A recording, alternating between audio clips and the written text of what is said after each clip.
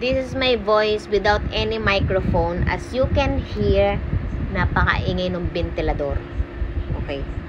So, ngayon guys, itong kagandahan ng merong Boya microphone. Ito na yung magic dyan. So, yan guys, di ba, nakaharap tayo sa ventilador. Ayan, ingay, di ba? Sakat sa tenga, di ba? Ayan. So, ito, gagamitin na natin tong microphone. Boya microphone. In 3, 2, and 1. So, ayan, naka-Boya microphone na tayo. Ayan, ano pinagkaiba? Nakaharap pa rin tayo ngayon sa ventilador. As you can hear, wala nang maingay na ventilador. At yun yung kagandahan nitong Boya microphone. Kahit nakatapat kayo sa ventilador, hindi maririnig ang ingay ng ventilador at ang surroundings. Kaya ito, perfecto sa mga content creator, seller affiliate, at sa mga vlogger.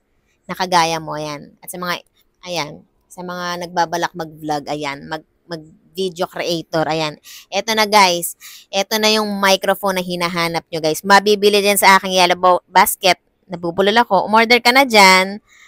Para di ka na makapag-iwanan, oo. Para maganda yung quality ng video mo.